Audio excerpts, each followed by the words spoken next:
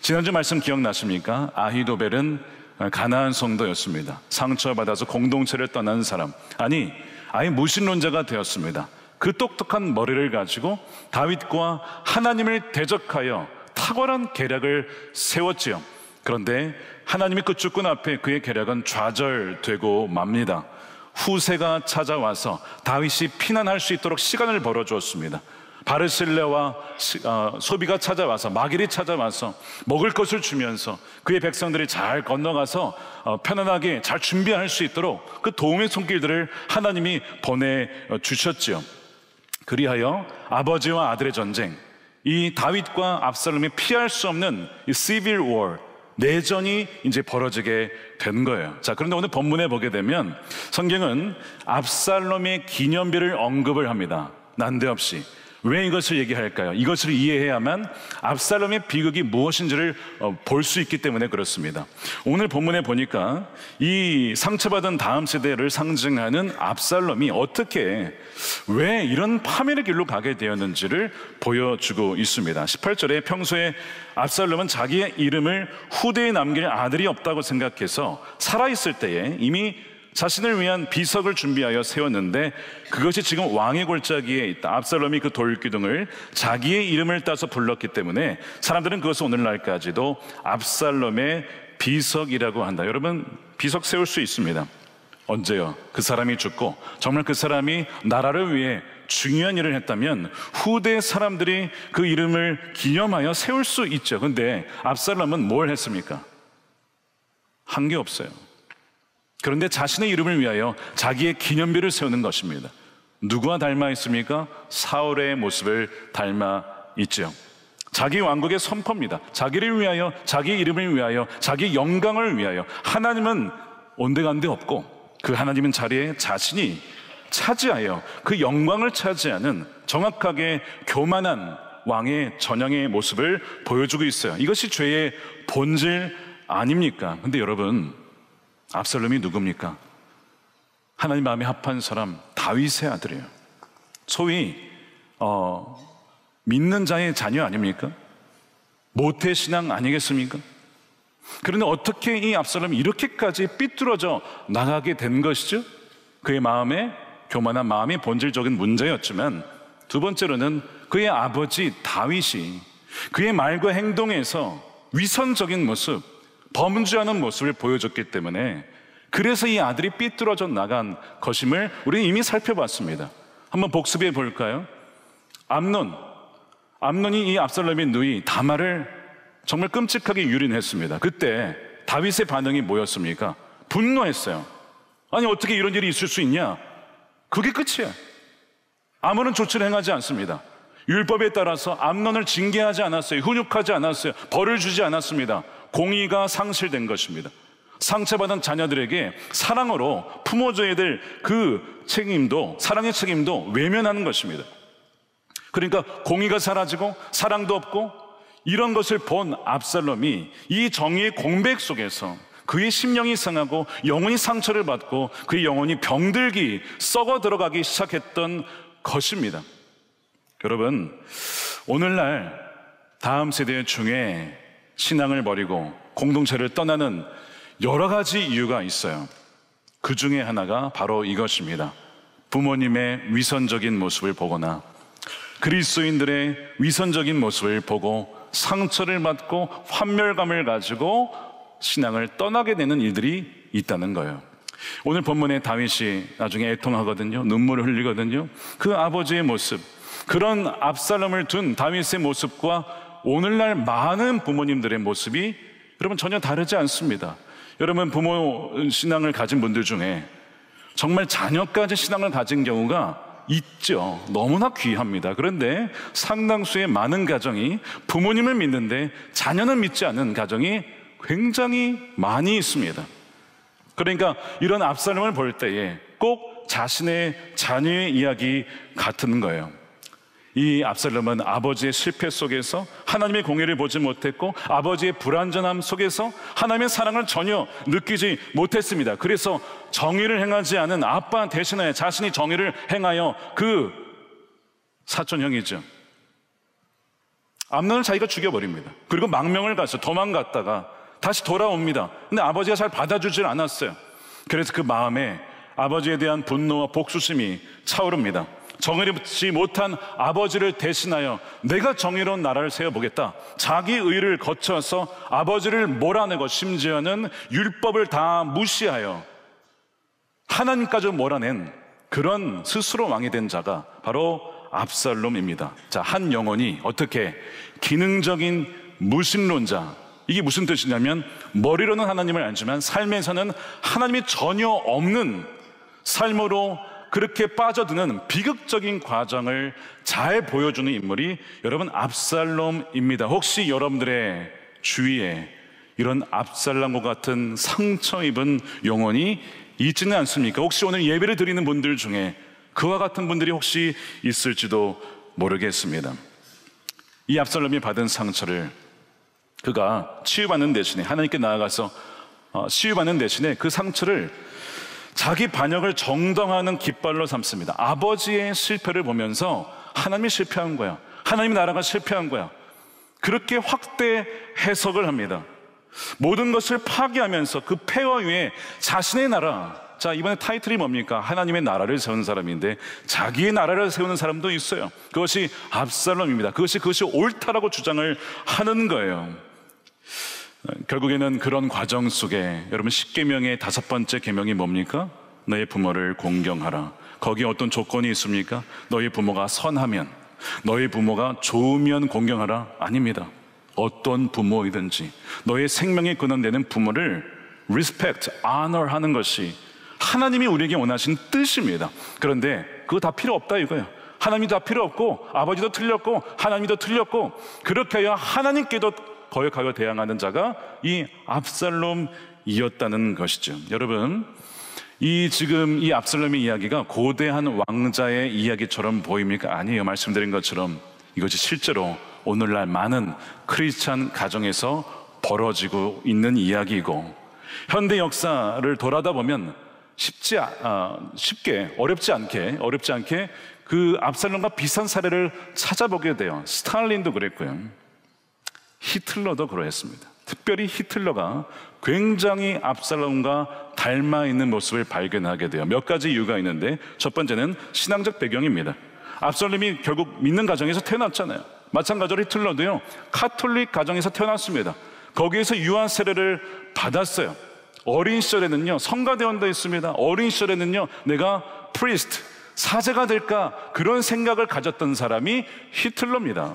두 번째, 아버지의 권위에 대한 깊은 상처를 받았어요. 압살롬도 상처를 받았던 것처럼 히틀러의 아버지가 폭력적이고 권위적인 인물이었기 때문에 어린 시절 아버지로부터 받은 상처 때문에 권위에 대한 깊은 상처와 증오를 품고 산 사람이 히틀러입니다. 세 번째, 상처가 반역적 야망으로 변질됐죠.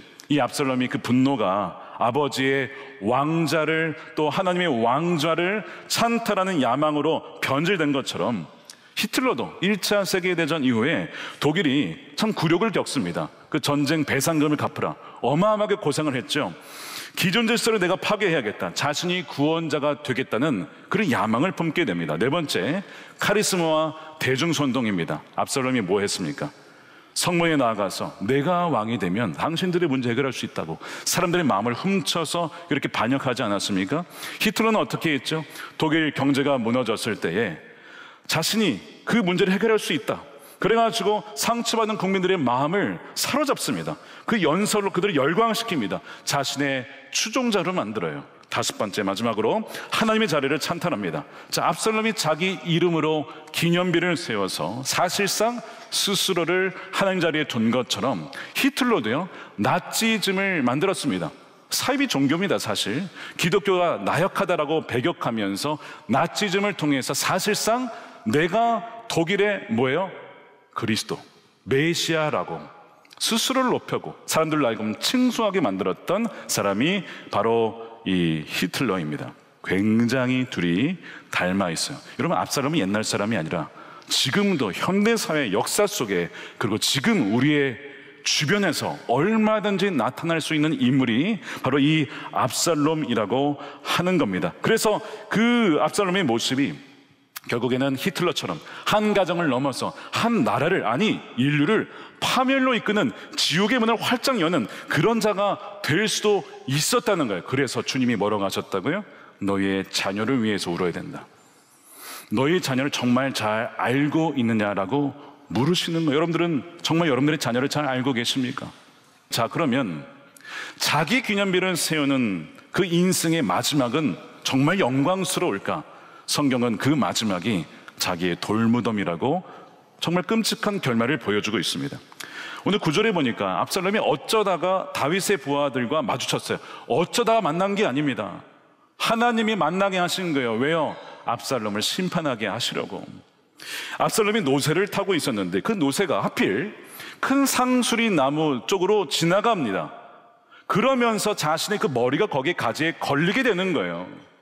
그래서 거기에 걸려서 대롱대롱 매달리게 된 겁니다. 상상해 보세요. 노새는 빠져나갔어요. 머리는 걸려서 나무까지 매달려서 움직이도 못한 채 그러고 있는 거예요. 그렇게 대롱대롱 매달려 있는 압살롬을 누가 만납니까? 다윗의 부하들 중에 아까 요압, 아비새, 그 다음에 이때 3명 사령관이 있었어요. 죽이지 말라 그랬죠. 너그럽게 대하라 그랬죠. 이때가 만났으면요 살려줬을 겁니다. 압살롬을. 이때는 충성스러운 사람이에요. 근데 이때가 아니라 누가 발견했어요? 요압이 발견했습니다. 여러분, 이게 우연이라고 생각하십니까? 아니, 이때가 만날 수도 있었던 것을 왜 요압이 만나게 되었어요? 말씀드린 거예요. 주님이 압살롬을 죽게 하려고 그렇게 만나게 하신 거예요. 자, 그러면 요압은 왜 다윗의 그 말 너그럽게 대하라, 살려주라는 거예요. 생포하라는 거예요. 그 말을 어기고 왜 이 압살롬을 창으로 심장을 찔러 죽이는가? 여러분, 요압은요 냉혹한 현실주의자입니다. 얘를 살려두면 나중에 반드시 또 반역할 거야. 지금 죽여야 된다는 거죠. 두 번째, 여러분, 요압은 다윗의 부도덕한 모습을 가까이서 본 사람입니다. 우리아를 죽일 때 그 편지 누가 전달했습니까? 요압이 전달했어요. 이미 요압의 입장에서는 다윗은 존경받을 만한 어떤 권위 있는 왕이 아니었습니다. 그래서 그의 말을 듣지 않은 거예요. 그러니까 다윗이 뿌리놓은 비극적인 죄의 결실이 또한 이 결정인 것이죠. 요압이 압살롬을 죽이는 것 말입니다.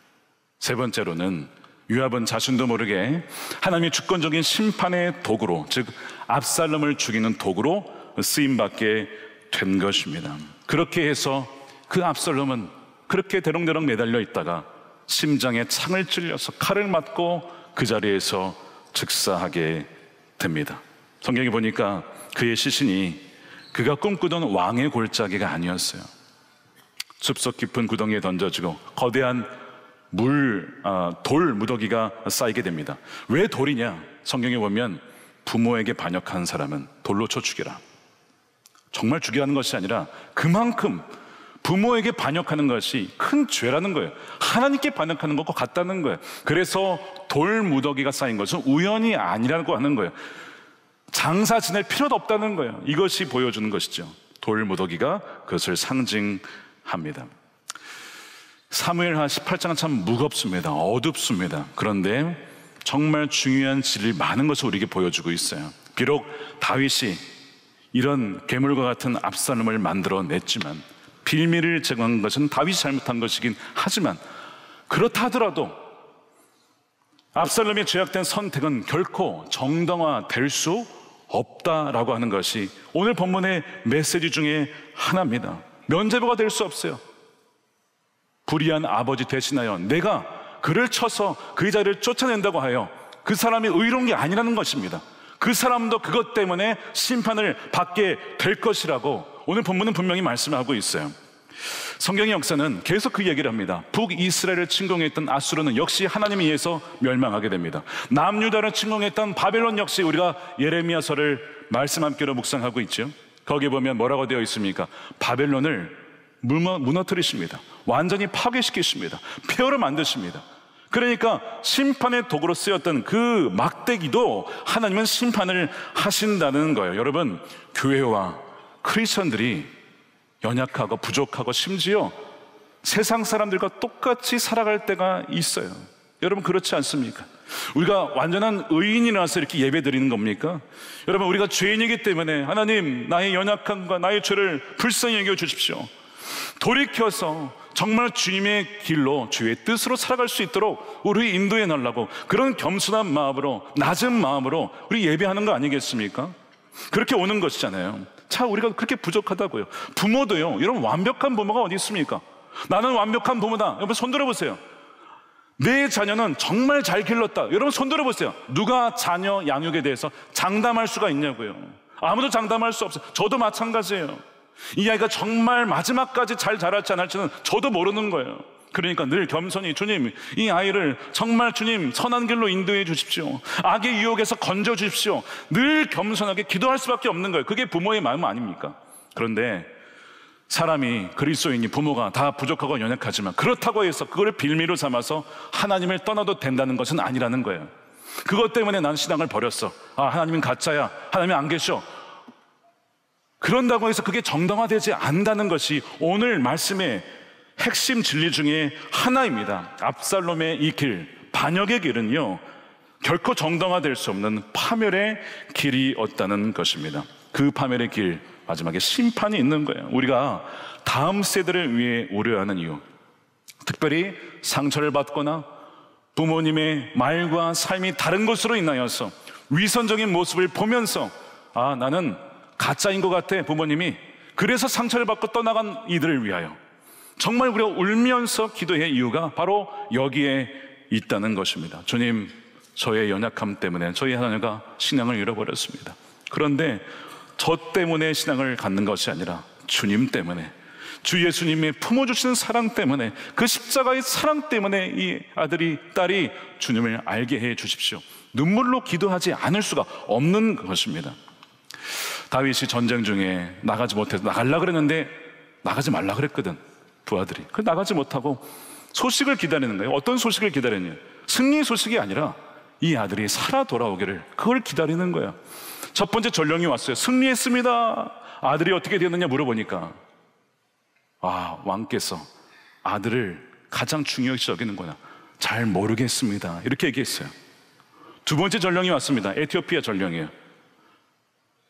어린 압살롬은 어떻게 되었느냐? 여러분, 어린 압살롬이라고 했습니다. 압살롬이 지금 몇 살인지 아십니까? 한 20대 후반에서 30대 초반입니다. 그렇게 어리지 않아요. 다 컸습니다. 그런데 아버지가 보기에는 여전히 어린 아들인 거예요. 이런 부모님이 보기에는요, 30이 됐든 40이 됐든 50이 됐든 다 어린 자녀 아닙니까? 부모님이 항상 그러잖아요. 50이 된 자녀도 60이 된 자녀도 부모님 보기에는 다 어린 자녀라고 하는 거예요. 이것이 다윗의 마음이에요. 어린 압살롬은 어찌 되었느냐? 이 전령이요, 눈치가 하나도 없어요. 티인가 봐, 티. 눈치도 하나 없이 죽었습니다. 그러는 거예요. 뭐라고 하냐면, 높으신 임금님 원수들을 비롯하여 임금님께 반역한 자들이 모조리 그 젊은이와 같이 되기를 원합니다. 다윗이 기다린 소식이 아니었어요. 그 이야기를 듣고 마음이 찢어질 듯 하지 아팠어. 성문 위에 다락방으로 올라가서 울었다. 올라갈 때, 내 아들 압살롬아, 압살롬아, 압살롬아, 내 아들 압살롬아, 너 대신에 차라리 내가 죽을 것을, 너 대신에 내가 죽을 것을, 내가 죽어서 너가 살 수 있다면 내가 죽을 것을, 내 아들 압살롬아. 우는 거야. 여러분, 이 다윗의 마음을 이해하시겠습니까? 여러분이 만약에 여러분의 자녀가 압살롬이라면 여러분은 어떻게 하시겠어요? 저놈 다 죽여야 된다고, 반역자라고 그렇게 할 때 여러분들도 똑같이 돌 던져 죽이겠습니까? 창을 찔러 죽이겠습니까? 아니면 차라리 저를 죽이십시오, 후자 아니겠어요? 그게 부모입니다. 그게 부모인 거예요. 사실 다윗의 입장에서 이렇게 하면, 이 왕이잖아요. 그래도 아버지이기 전에 왕이잖아요. 지금 목숨 걸고, 어쨌든 이 내전 상황에서 목숨 걸고 다윗편에 들어서 전쟁에서 이겨가지고 어쨌든 그 반란의 주역이었던 압살롬을 죽였으면 잘했다, 속으로는 어떨지 몰라도 수고 많았다라고 그렇게 해줘야 되는데, 이건 이겼는데도요, 19장 보세요. 패잔병들이 돌아온 것처럼 승리의 축포를 하지 못합니다. 왜? 다윗이 슬퍼하니까, 그렇게 우니까. 다윗의 반응이 잘못된 반응이에요, 사실은. 그런데 다윗은 왜 이렇게 통곡하는 걸까? 왜 성경은 다윗의 이 모습을 이렇게 자세히 보여주는 것일까요? 이유가 있어요. 다윗의 그 모습, 정말 비상식적인 사랑? 어떻게 자식이라고 그렇게 죄인을 품을 수가 있나? 이 비상식적인 사랑을 보여주는 이유가 있습니다.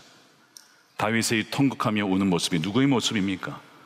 주님이 우리를 위해 우시는 모습이에요. 죄인된 우리, 반역된 우리를 주님, 저들을 살려주십시오. 차라리 저를 죽여주십시오. 제가 죽고 저들을 살리고 싶습니다. 바로 주님의 모습 아닙니까? 더 나은 다윗이신 주님의 모습을 보여주는 장면이죠. 저는 이 다윗의 모습을 보면서 이해하지 못하면서 동시에 이해가 됐어요. 왜요? 말씀드린 것처럼 이것이 아직도 죄인이 되었을 때 반역한 우리를 대신하여 자신의 아들을 내어주시고 또한 우리를 대신하여 우리가 받아야 될 그 저주, 나무에 달린 자마다 저주받은 자라고 했던 그 압살롬이 받아야 했던 그 저주를 우리가 받아야 됐는데 그 저주를 누가 받으셨습니까? 예수님이 나무에서 달려 대신 죽으신 거 아닙니까?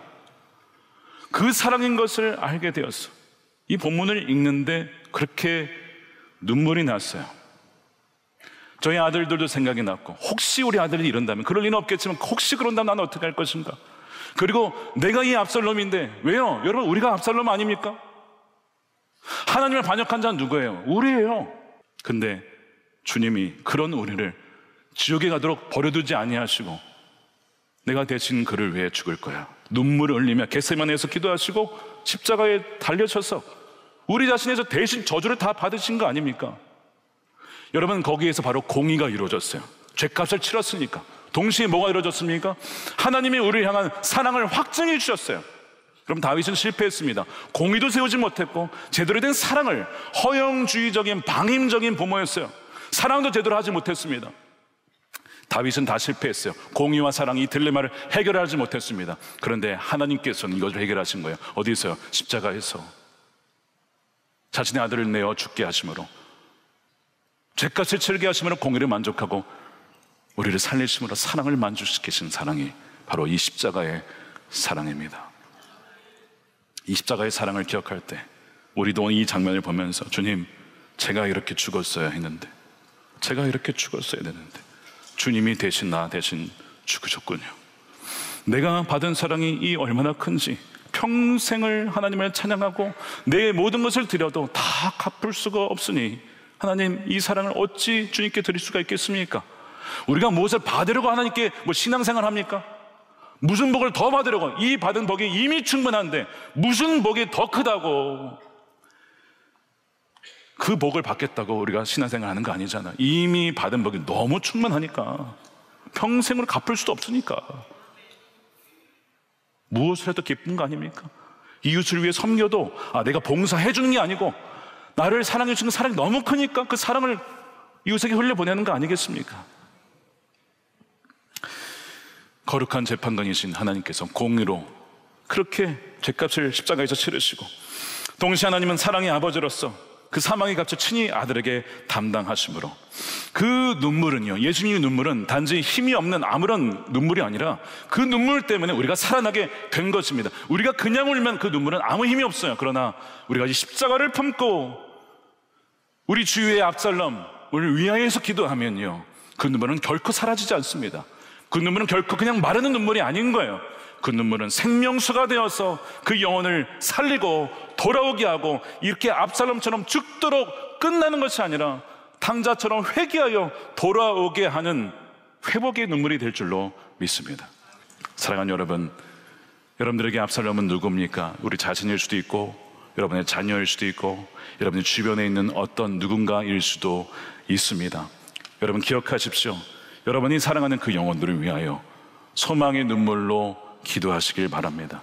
결코 그들이 이 압살롬처럼 파멸의 길로 돌무더기로 마무리하지 않도록, 파멸의 길로 나아가다가도 돌이켜서 탕자와 같이, 어거스틴과 같이 돌이켜서 오히려 하나님의 귀한 일꾼으로 쓰임받을 수 있도록 그 믿음과 소망으로 끝까지 포기하지 마시고 나아갈 때에 주님께서는 여러분의 그 눈물을 사용하시고 또 십자가의 보혈을 통하여 절망의 소망으로 죽음이 생명으로 바뀌는 놀라운 기적과 은혜를 충만히 부어질 줄로 믿습니다.